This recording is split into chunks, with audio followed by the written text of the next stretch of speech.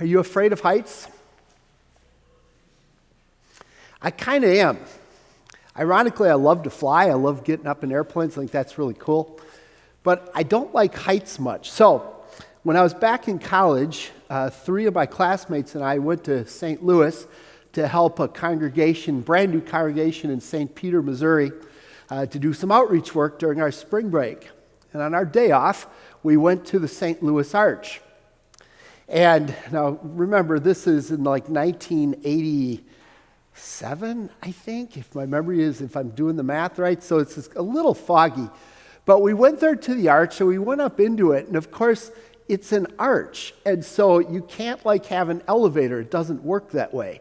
Instead, you had these like car things, and you'd go up a few slots, and then you go over a few slots, and you go up a few, and then you go over a bit, and you did this herky-jerk thing all the way up to the top. For somebody who's not that interested in heights, that was a little unnerving in and of itself. Well, then you get out, and you can walk around on top of the arch, and I don't know how big it is. I don't really remember for sure, but I don't know, maybe about as wide as our church here. And on the edges, the walls are slanted, and there are windows.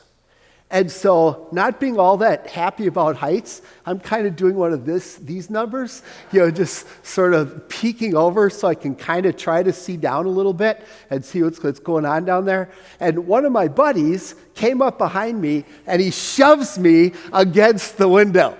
I had made the mistake of telling them that I was a bit afraid of heights, and they just thought it would be hilarious to push me down against the window.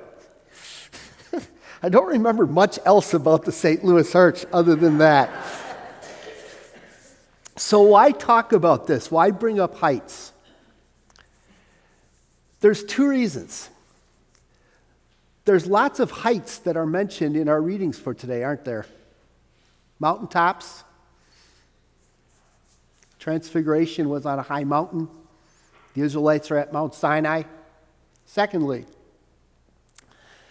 the book of Exodus is organized into 3 sections. And we're at the end of the middle section, chapters 19 through 24. And in chapter 19, the word go down occurs 7 times. Here in chapter 24, the word go up occurs 7 times. It's God balancing him coming down to the Israelites with the Mount Sinai event, the first one, with God now opening the door for humans to be able to go up to him. That door will have to spend a lot of time before it gets fully open. It's going to be the work of Jesus. But God is ultimately opening up the door to go up.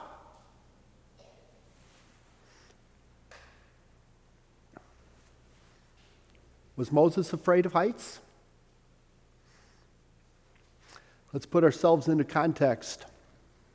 The Israelites have come out of Egypt, passed through the Red Sea. God's guided them through the Sinai desert, and he's brought them now to Mount Sinai. God then appeared to them in a way that was spectacular. The top of Mount Sinai was covered with fiery clouds. It was God revealing his glory. There was a trumpet blast. There was God's voice speaking. The people are terrified. They say to Moses, "You go up and speak to God. We don't want to. We're afraid to." And God allows it. God calls Moses up to the mountain, and God speaks to him. God had spoken orally the 10 Commandments to all the people on top of the mountain. God unpacked it with all the various laws for his people. Many of them we would call societal laws, because remember, the people were to be ruled by God. God was to be the governor of their state. And so God had to give them laws about things like stealing and murder and all that kind of stuff that we would find in our code of laws. And then Moses comes back down the mountain to the people, and he reads all of this to the people. And the people respond by saying, "Yeah, that's what we want. We will do everything the Lord has said." And so now there's going to be what one commentator calls the most important event that happened in the entire Old Testament. the covenant ratifying ceremony. Moses builds 12 pillars to serve as kind of altars, also representing the people of God. Bulls are sacrificed, and the blood is caught in basins, deep bowls. Half of that blood gets splashed against the 12 pillars. Half of it gets actually splashed on the people themselves. It is God and the people covenanting with one another. The people saying, we are going to be your people, and what you want us to do, we will do. And it was God saying, I am going to be your God. I will be faithful to you always. I claim you as my own people. Absolutely amazing and astounding. And it's right after that that our text takes place. And what does God invite them to? A meal. He invites the 70 elders of Israel along with Moses and Joshua and Aaron and Hur. And they eat and they drink.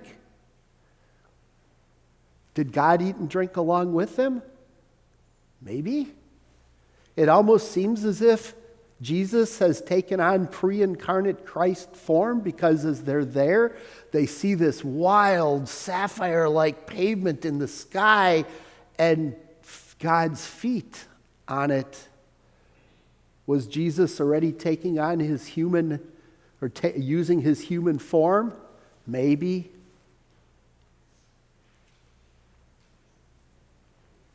But it's amazing. Why eating? Why do they have a meal? Probably because they are celebrating this covenant. We're united. We're one. God and humans connected in this wonderful promise of fellowship and of loyalty to one another for all their lives and forever. And oh, so often things like that are sealed with what? A meal. And so God allows them to eat and to drink. And then God says, hey, Moses, you need to come on up the mountain. Hey, guys, how are you? God says to Moses, you need to come on up the mountain. Oh, by the way, what does that mountain look like? Raging, fiery clouds. As I said, as I read the text, that the Hebrew literally says that it looked as if the fiery clouds were eating the top of the mountain. And God says to Moses, yeah, hey, Moses, come on up. Are you afraid of heights if you're Moses? I think I might have been. And up he goes, and it seems as if he and Joshua only go part way, and then God lets them set for 6 days. That's a lot of thinking time. And you've got the glory of God out there right in front of you, oh so visible. What's Moses thinking about during those days? The Bible doesn't tell us, but maybe some guesses. Did Moses perhaps think about that first time he had to leave Egypt? Oh, so ingloriously, as he flees the country as a murderer? Did he maybe think about the first time that God appeared to him at Mount Sinai in that burning bush, and how Moses had responded? Oh, Lord, but what if they say this? Oh, Lord, but what if they ask me this? Oh, Lord, but what if they say this? Oh, Lord, can't you just send somebody else? What?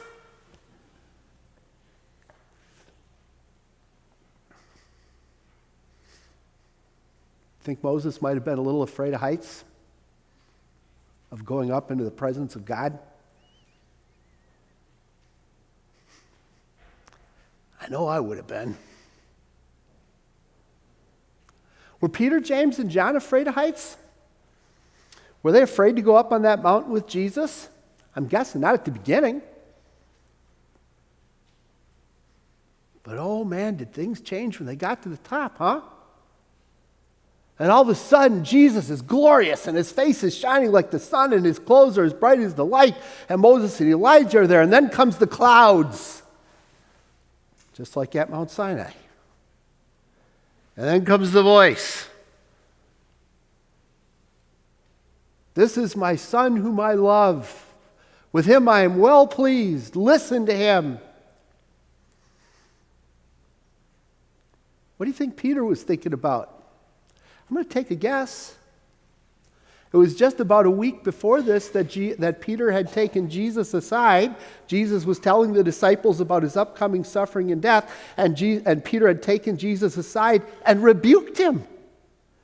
Can you imagine? A sinful human being is rebuking the powerful, almighty, all-knowing God? And now this voice is talking to him from the cloud saying, "This is my son whom I love. Listen to him." And Peter has got to be thinking about, oh my goodness, what was I thinking about? What was I doing? I was rebuking him. Am I an idiot or what? Yes.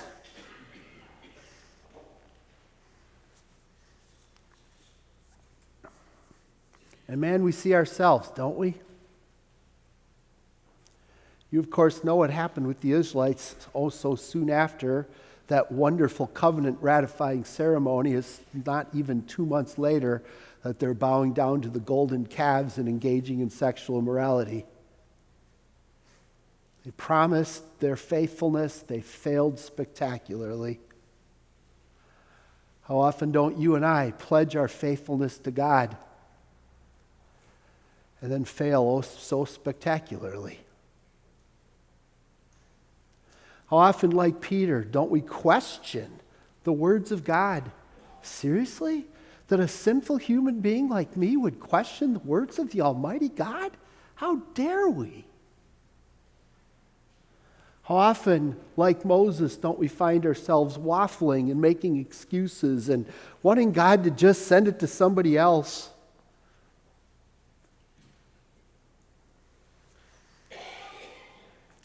You afraid of heights? You afraid to go up to face God?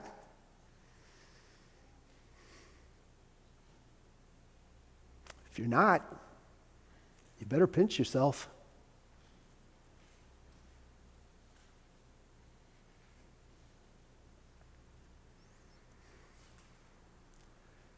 Thank God that the transfiguration event comes to an end. All of a sudden, the disciples look up, and it's just normal Jesus, if that's the way to talk about him. I don't know. But it's only Jesus. And the clouds are gone, and the glory is gone, and Moses and Elijah are gone, and there's no voices. And then Jesus says to them, hey guys, let's keep this to ourselves until after the Son of Man has been raised from the dead. Death? They've just seen his glory. What does death have to do with him? Thank God it has everything to do with him. Can you imagine? The same all-powerful God who is there at Mount Sinai with fire and glory and eating the top of the mountain. The same transfiguration Jesus who reveals his glory on the mount. He walked to a whole nother height. The mount you call Calvary. And there what happened? He was lifted up. Was he afraid of heights? Thank God. No. Thank God he was willing to go to that Mount Calvary. Thank God he was willing to be lifted up. Why? Because that's how God made the ultimate covenant with you. That's how God paid for the sins of the world. That's how God paid for the Israelites' unfaithfulness and Moses' waffling and Peter's arrogant rebuking and questioning, and yours and my fill in whatever blanks you need to fill in. Jesus paid for every single bit of it at the cross. He went up. He went up to that mountain because he loves you and because he loves me. And so now, if God were to say to us, are you afraid of heights? In other words, are you afraid to come up to me? And we were to say, yeah, God can respond by saying, not any longer. Because everything that makes you afraid, Jesus paid for. And every obstacle that stood in the way between you and me, Jesus removed it. And he removed it completely. And he removed it so forever. And so are we afraid of heights? Thanks be to God. The answer is no way. And the answer is no way because of Jesus. Amen?